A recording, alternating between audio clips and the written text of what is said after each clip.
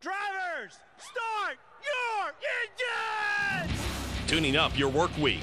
It's MRN Motorsports Monday, presented by Outback Steakhouse and brought to you by Hercules Tires and Grunt Style Apparel. Warning, please keep your arms and legs inside the vehicle at all times and do not feed the host. Here's Woody Cain and Joey Meier. MRN Motorsports Monday with you after the racing at Richmond Raceway. Richmond reimagined, a lot of work going on in the infield area there. It should be complete by the time we go back, but 3 in a row for Kyle Busch. Everybody got all up in arms when he goes up into the crowd, and I think it's kind of a different guy that we're seeing with Kyle Busch now. Some people say it's only because he's winning, but nonetheless, he does win 3 in a row. Even if you don't like the guy, if you're honest, you have to respect his talent. Absolutely. I don't think anybody's ever talked about his talent level. His Jekyll and Hyde personality tends to get people up. And if you are a fan of Kyle Busch's, you love his Jekyll and Hyde. If you're not a fan of Kyle Busch, you despise. And that's the defining line. A guy like Jimmy Johnson, who has 7 championships and who's been vanilla, doesn't have that line. You just don't like him because he's vanilla, but you really... And he's beating your guy. And he's beating your guy, but you don't like or dislike him as much as the defining line between like and dislike with the Kyle Busches. Had a very good opportunity last week for Kyle and Dale Jr. to hash things out from 10 years ago back at Richmond International Speedway at the time. Now it's Richmond Raceway. But, after his poor qualifying effort, his detractors were writing him off. Previously, the record was 31st to come back and win from Richmond. He just did that on purpose so he could make one more spot and then come up to the front. It's just one of the things he hasn't done yet. Yeah. But an amazing effort by those guys. They were strong all day long. We qualified a poor effort on ourselves back in 28th, and he passed us early on, and we kind of he allowed us to drag ourselves back up there. We were never able to get back up there to compete with him. We sat in the top 5, 6, 7, 8 all night long, but Kyle Busch had an incredible night. Pit stops, the race kind of went uneventful for a long time. It was just a matter of racing. And then once we got to that last stage, you felt the intensity pick up for sure. And we started seeing a little more energy from all the drivers, a little more beating and banging, and we saw some wrecks, multiple restarts at the end, some pit road strategy, not really strategy, but really showed the pit crew's ability to get their guy off pit road first, and who didn't get off first. Truex had a bad pit stop, possibly cost him the event. So all the racing, everything you saw was fast cars were up front, pit crews on pit road doing their deal. And again, the Richmond Raceway was very wide, 2, 3, possibly 4 grooves through the entire night. It's one of my tracks. I have 4 tracks that I always tell people if they've never been to a race, they should go to one of those. And Richmond Raceway is always on that bucket list. Well, now you got to mention the other 3, right? Yep. We have Daytona, Talladega for obvious reasons. Even though they're similar tracks, they're different. Yeah. And the events at Talladega and Daytona, I have Bristol for the last Coliseum stadium mentality and Richmond Raceway. Nothing against the other tracks, but realistically, when we talk about putting a 1.5 mile track, if you can't get to Charlotte but you can get to Kansas, that's okay. Yeah. There's only one Bristol. Yeah. There's only one Richmond Raceway. It's just a unique facility that, again, growing up at a short track, as myself did, that's the perennial short track because it's like a big, big short track. But you get to see racing from everywhere, the beating and banging, the racing, the ability for people to pass, the pit road. Everything about it is a full-time event at Richmond Raceway. All right, we'll hear from Kyle Busch in just a second, but trivia time. Do you know what today is? Hey, today is Monday. And it's a bloomin' Monday because Kevin Harvick had a top 10 finish. There you see it. 5th overall on the board at Richmond. That means you get your free bloomin' onion at Outback Steakhouse. Go by and tell them, hey, Kevin Harvick did it again. Give me my onion at Outback Steakhouse. They also got great lunch specials. They also have some excellent surf and turf going on right now with that lobster tail that's really, really good. So check that out. Yeah, it's not just a Monday that I get to play with my Joey. Okay. Really? You had to go there? Well, let's put your Joey away and let's get on to business. Here's right Kyle Busch. Well, it was a great night tonight. I wasn't sure we were going to have any dominance, and I don't think we necessarily did, but we certainly put ourselves in position all night long to have that opportunity and that chance to go out there and win the race. Thanks to our pit crew. Guys did an amazing job. Those last 2 pit stops got us out front where we needed to be, got us the lead, and our car was fast enough on the short run to be able to hold on to it right there. So, we knew I thought the 4 and the 14 were probably the best on the long haul, especially after about lap 60. they seem to be pretty good. That one run that came, I don't know, that green flag cycle of stops, it seemed like I was kind of closing in on those guys a little bit, and I was just trying to bide my time and see if the race was going to go green to the end. You know, you're trying to pick out your tire strengths, and that was going to be, what, 68 laps to the end or so? Yeah, so, you know, trying to bide my time and just try to hold on to the car and make sure I had tire to be able to race those guys if it came down green all the way, but it didn't, and we had some pit stops. So pretty cool to win 3 in a row. I mean, that's really special. Certainly we did that in 15 and almost won 4 in a row. We ran out of gas a half a lap to go, and next week we go to Talladega. So I think it's easier to win the Powerball than to win at Talladega, but we'll give it a go anyways. We'll see what we get. And to tie another Hall of Famer certainly means a lot. You know, it's a huge deal to continue to climb the ladder of wins. You know, I don't know what else to say. Just I got to be thankful of Joe Gibbs Racing, and Toyota TRD, M&M's, everybody that's been our partners that's helped me get to this point in my career. And having Adam Stevens as my crew chief these last 3-4 seasons has just been a phenomenal experience, and we'll just keep digging.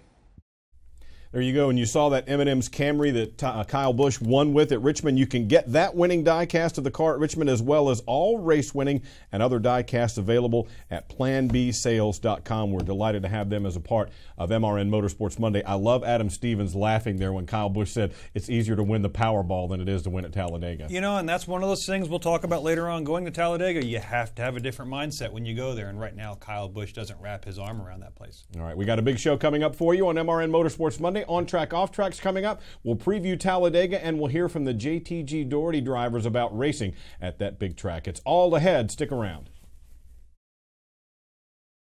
Chris Crockett here with one of the heads of our Toyota racing family, Martin Truex Jr. Doing great, Chris. Thanks for asking. I hadn't asked, but was about to. Great second question, Chris. Car feels great, and no pressure because of last year's results. How do you know what you're about to ask? Yeah, you're blowing your mind. Relax, Chris. Being out in the lead is what I do best. That is amazing. I know. NASCAR and Toyota Racing. With a family like this, who knows the places we'll go this season? Learn more at ToyotaRacing.com. Toyota, let's go places. NASCAR is a registered trademark of the National Association for Stock Car Auto Racing, Inc. I'm not blooming good, I'm blooming great. Put a shrimp on the barbie and sizzle my steak. Woo, I want that honey to bloom, and it get in my senses like a sonic boom. No rules, just right. So bold, so nice, and I'm so ready for that Outback steak tonight. Outback Steakhouse, that's what it's all about. Outback Steakhouse, blooming great.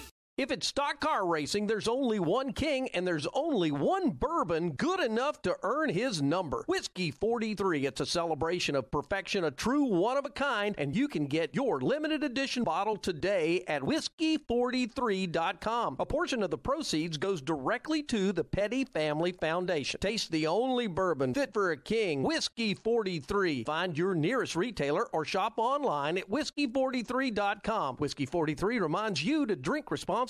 And here they come now, racing back off turn number 4, white flag in the air. Kyle Busch going for 3 in a row. Here he comes back into turns 1 and 2 for the final time.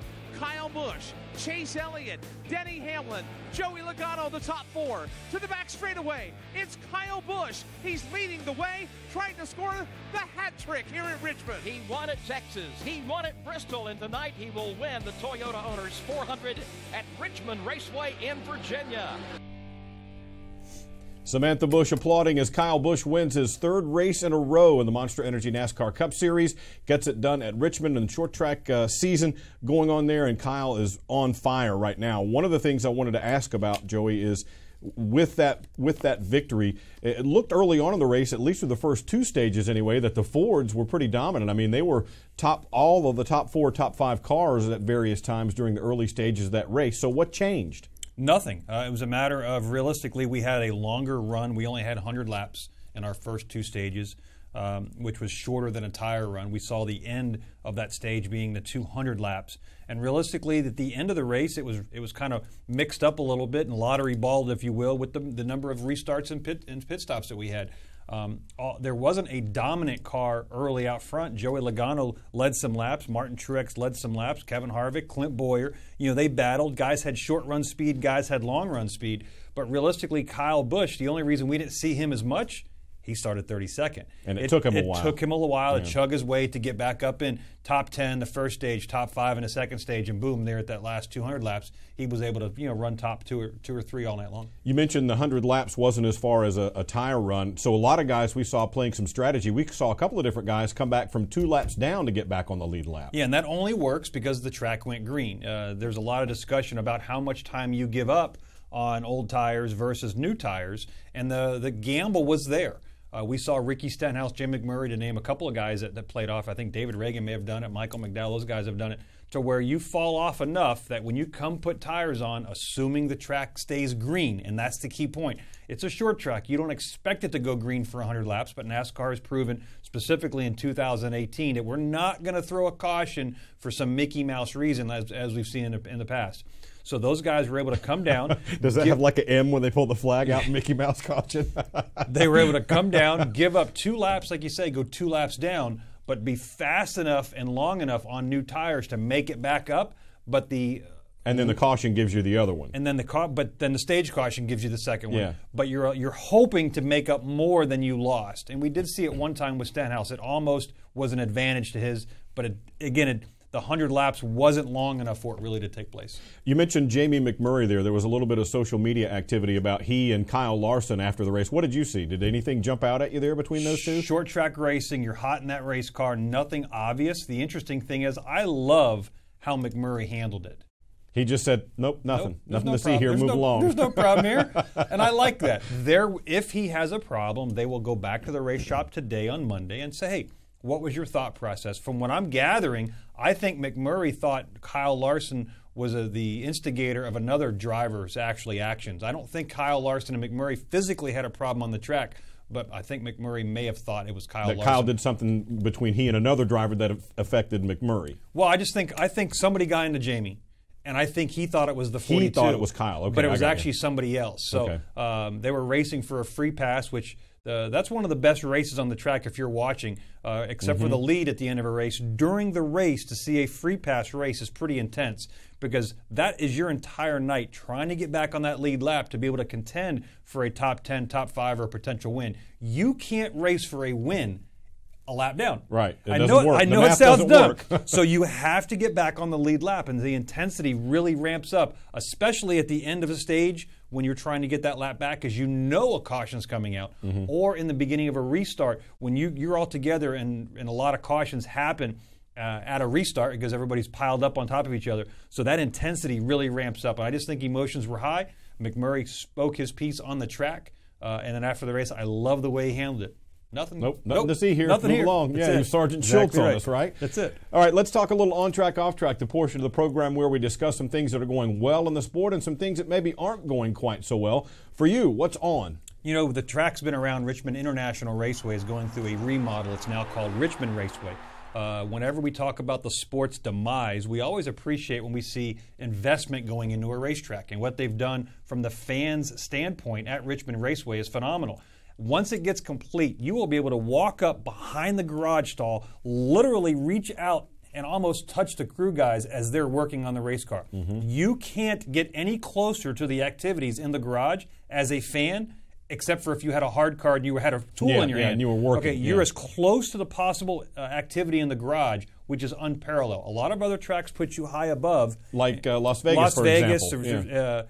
California. There's tracks that you can walk. And Daytona has the high, but that's over top of the garage. You're not actually looking at it, and they have windows on the other side. Yep, you have different racetracks that you can look inside the garage, but Richmond Raceway takes the fans and they stick them in the garage, and the only thing separating you from the crew guys is simply a little chain link fence. They've done a marvelous job. Fantastic, big, large garages area, so kudos to those guys. I'm with you on this one because the Richmond Reimagined project, it should be complete by the time we go back for the next race there, but it really does get the fans close to the action. direction. I think at first Las Vegas had this great idea where you could mill around in the middle of the garage area, get to places where you could see really well. Daytona always had the places where you had a little window viewing and you could get something signed or something there and stand up over top of the garages and look in. But now we've got Phoenix going with this style of garage access and access for the fans to the drivers and the teams, and now Richmond is doing it as well. I think it's a great thing for the sport. Yeah, it's anytime we see improvements at a racetrack, it gives you confidence that,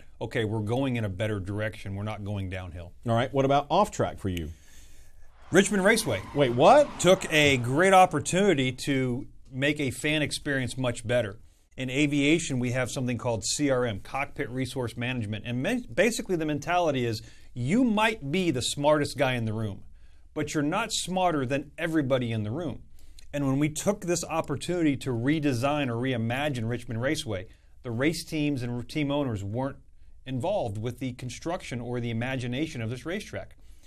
As a race team member, and I have to take my car and push it around for inspection, this is just one small example.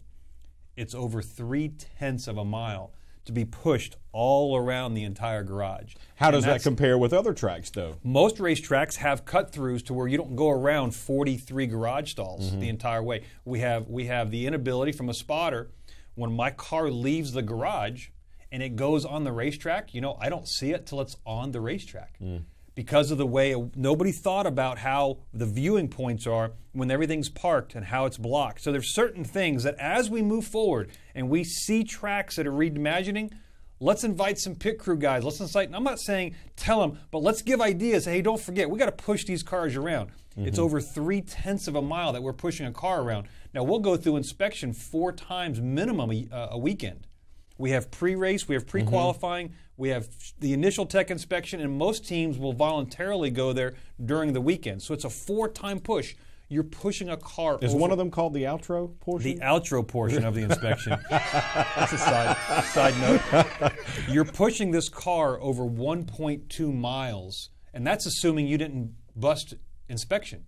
Because then you have to go all the way around again. Yeah. So it's just there's little things that as we go bigger on these racetracks and we start investing money, let's think about the whole picture. Now, from the fan standpoint, they did a fantastic job. But there are some improvements. They could have been a little more efficient with the crew guys that are having to work this facility. I think it's just a great opportunity for fans to get up close. Sure. And I think in this day and age, that's definitely what it's all about. Yep. All right, we got a lot more to come on MRN Motorsports Monday. But first, we want to remind you about something coming up at Daytona. It's the Country 500, May 25th through the 27th. That's Memorial Day weekend, a great country music festival. Listen to this list. Toby Keith, Chris Stapleton, Dierks Bentley, Sugarland, Billy Currington. You name it, they're going to be there at the Country 500. Get your tickets now at country500.com. Check them out. More MRN Motorsports Monday is just ahead. Stay with us.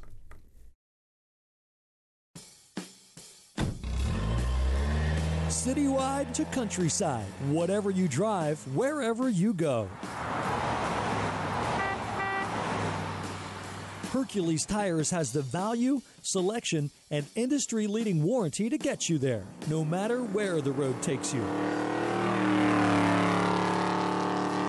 To learn more, visit HerculesTire.com. Hercules Tires, ride on our strength. Are you a serious die-cast collector? Do you have a favorite driver? Are you looking for a gift for a race fan? No matter what the question, the answer is always PlanBSales.com. Plan B has all the latest in die-cast from Lionel and apparel, artwork, and other items for your favorite driver in NASCAR or other forms of racing. Go to PlanBSales.com. Key your driver's name in the handy search window and look at all the options. Your one stop for diecast and other motorsports collectibles is PlanBSales.com. I'm not blooming good, I'm blooming great. Put a shrimp on the barbie and sizzle my steak. Woo, I want that onion to bloom, and it get in my senses like a sonic boom. No rules, just right. So bold, so nice, and I'm so ready for that Outback steak tonight. Outback Steakhouse, that's what it's all about. Outback Steakhouse, blooming great. Exit exiting the corner. One of those cars about to go a lap down is Justin Allgaier. Christopher Bell does successfully put him right up underneath the back bumper. Noah Gregson can't make a move. Final shot for Gregson, but he can't make it happen. Here's Christopher Bell. He'll rocket up onto the straightaway. Checkered flag in the air, and Christopher Bell wins the Toyota Care 250 at Richmond, and Elliott Sadler, by finishing third, wins the $100,000 Xfinity Dash for Cash.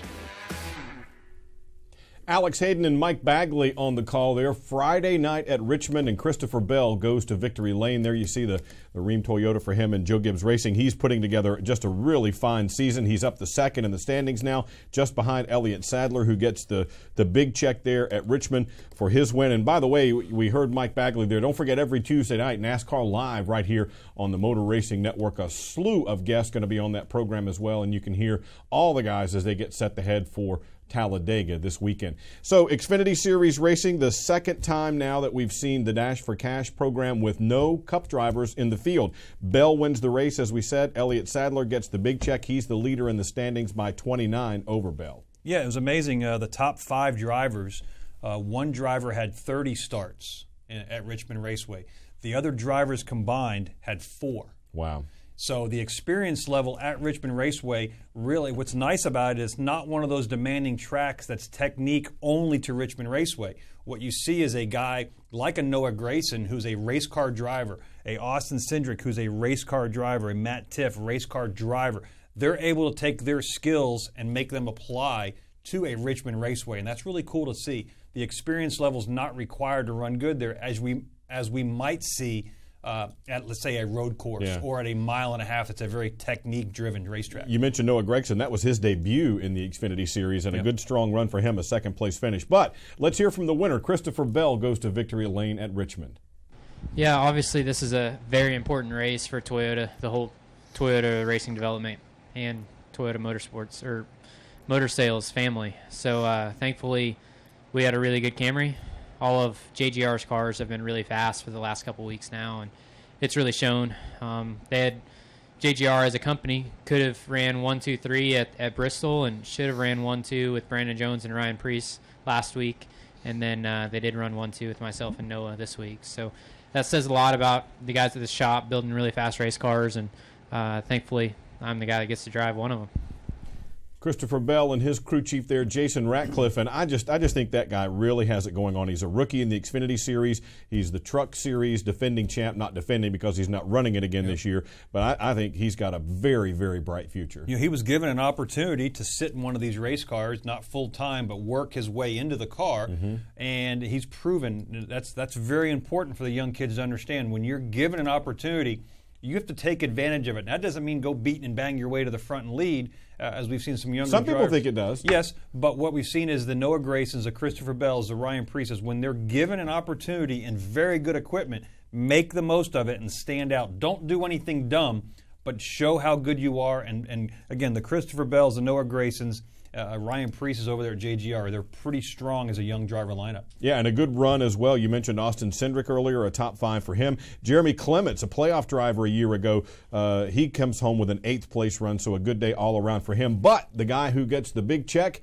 and the big smile was Elliott Sadler, that $100,000 Dash for Cash bonus. There's the check. Hey man, right I'm there. very proud of this check. Should be. Locks you into the Dash for Cash for Talladega, which pretty much guarantees a return to the Media Center next weekend. Good. How about that? That'd be 4 weeks in a row in the 4 Media weeks in a row. Center. Thank you. Thank you all. Please open Appreciate it up with comments about everything I just said. Okay.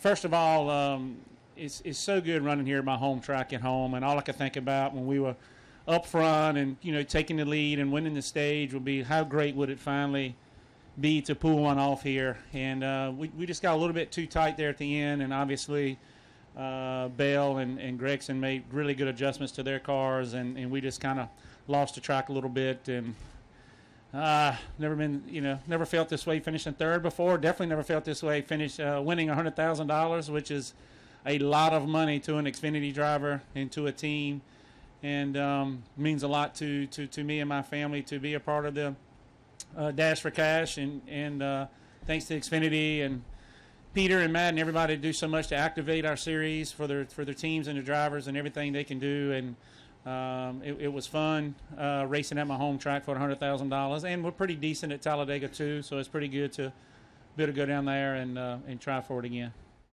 You see Elliott Sadler there. If I had one of those big cardboard checks, I'd be making sure everybody saw it as well. But we never actually saw his lips move. Was he throwing his voice or what? He reminded me of the home improvement section where the guy was always there at the fence. The neighbor. Exactly. Yeah, right. absolutely. But that's a big deal in the grand scheme of things. He mentioned what a big deal it is for an Xfinity team, that kind of money. And I've had a lot of people ask, well, does the driver get to keep all that? And there's different contracts with different guys, but generally speaking, they get a percentage, right? Absolutely, 100% on any of their bonuses. They get a portion of that, whether it's 100% or 20%. They're going to get a substantial amount of money referencing that $100,000. But what I want to see is I actually want to see somebody carry that in.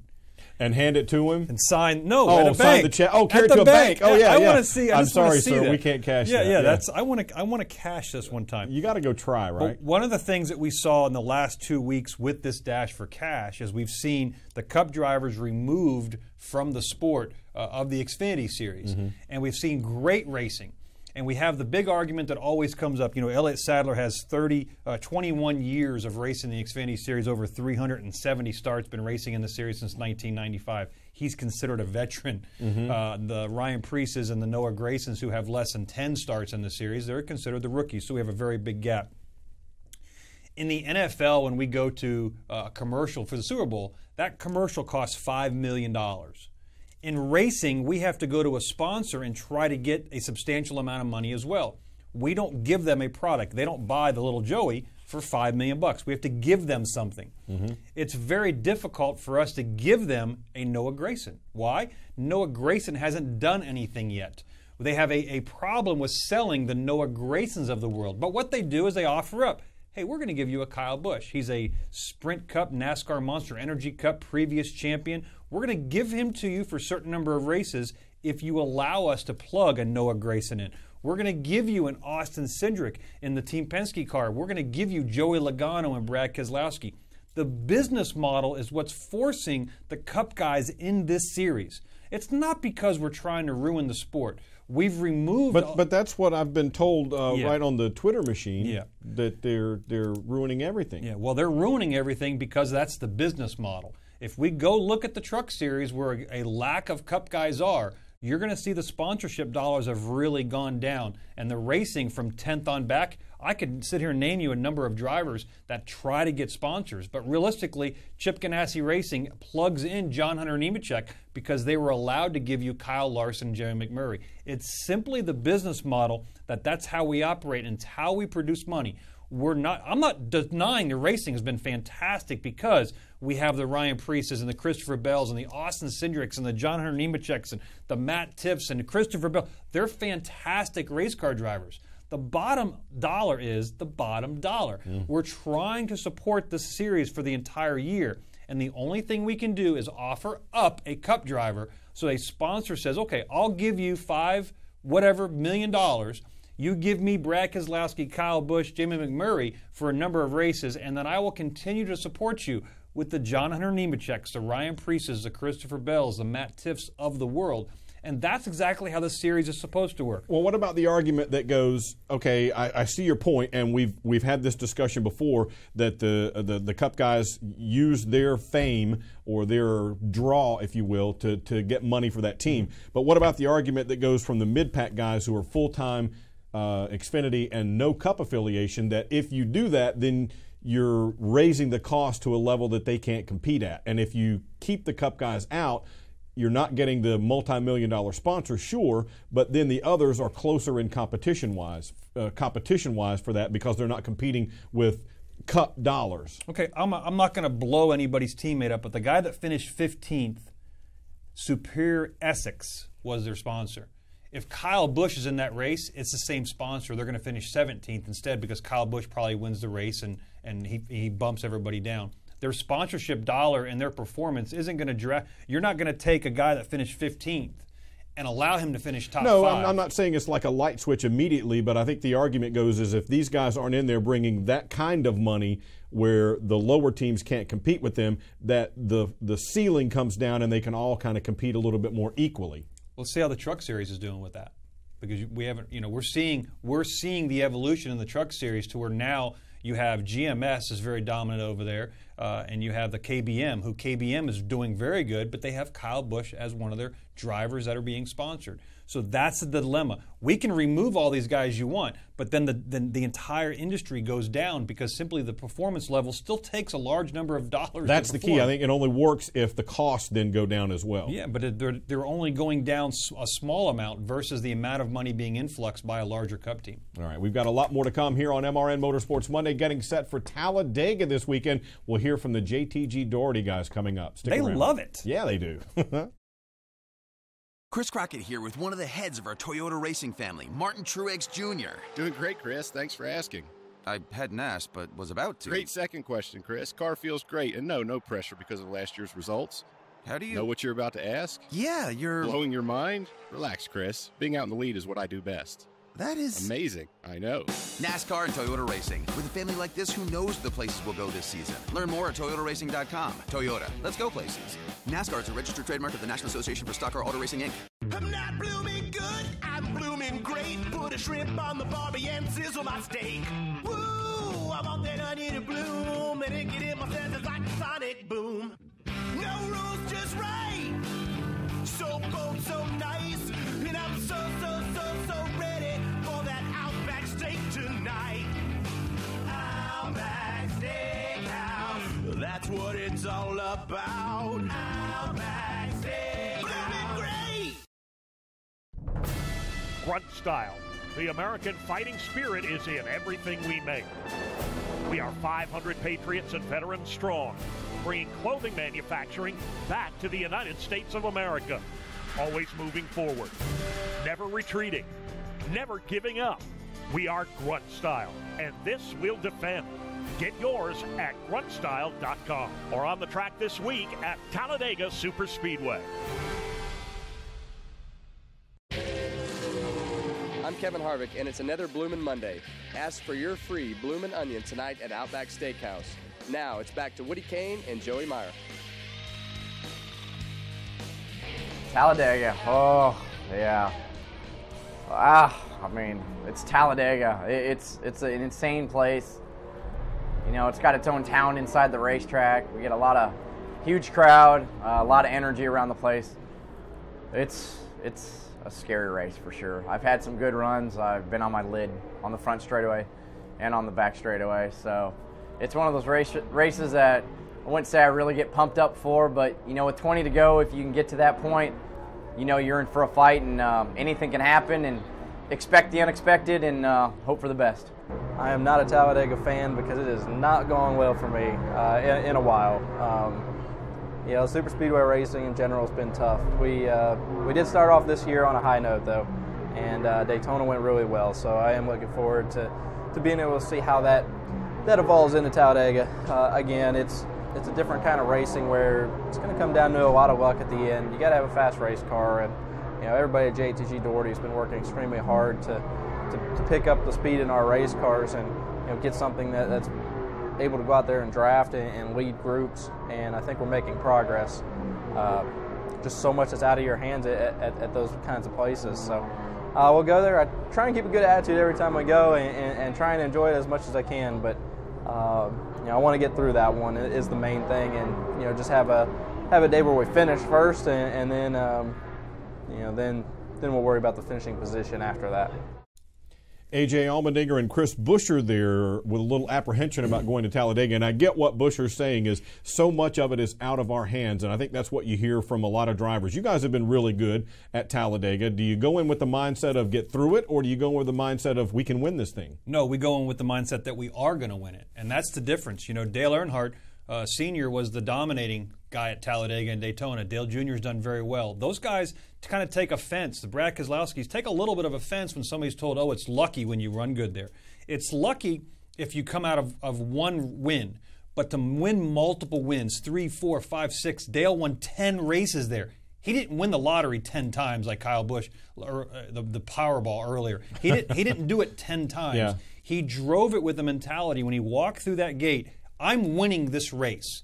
And there's a handful of drivers that do that. And then there's another handful of drivers like the Chris Bueschers and the A.J. Allmendingers that don't like the place. And that's the mentality when you're in that race car. Because they feel like so much of it is out of their control. Exactly right. So you can be a reactive driver or you can be a proactive driver. And we see the difference in the way they drive, and that's the end result. Now, there is some luck. There is some things out of your hands. You have to have it. Yeah. Absolutely. But you put yourselves in position for luck and on a continual basis. Chris Buescher will take his Daytona 500 finish and try to magnify that and build on that to Talladega. It's one of the great racetracks we see. Again, it's on my bucket list. It's electrifying. It is electrifying. Mine too. If you've never been, the sights, the sounds of that racetrack, because it is the wider of the racetrack at Daytona, and it's very common to see 4, 5, 6 rows, 4 wide the whole time, and we're going over 195 plus miles an hour. Is it more of a matter of which line is moving better or where your car handles better at Talladega? Well, it's a matter of yes, because realistically, the handling doesn't matter as much at Talladega. We are seeing that come into play now a little more than we have in the past. Like Daytona, the handling is very important. But Talladega is now getting a little more rougher, a little more tire wear, a little more handling does play a portion, and it's really about trying to stay up front and being able to manage the line. There's a huge difference between managing a line and blocking, and we talk about that every time we go there. So what does make a good plate racer? What are the attributes that make a particular driver, good at these races? He's got to have a good spotter. Oh, boy. Yeah, I knew you were going to take it right back to that, didn't you? Don't forget, we got a big week coming up for you here on MRN. Tuesday night, NASCAR Live with Mike Bagley, 7 o'clock Eastern Time. On Saturday, we've got the Xfinity Series race, the Sparks Energy 300. Ty Dillon will be our guest analyst for that. Then on Sunday, the Geico 500. That's 1 o'clock Eastern Time. Join us for all that on MRN. I'm Woody, he's Joey. We'll see you right back here next Monday for MRN Motorsports Monday.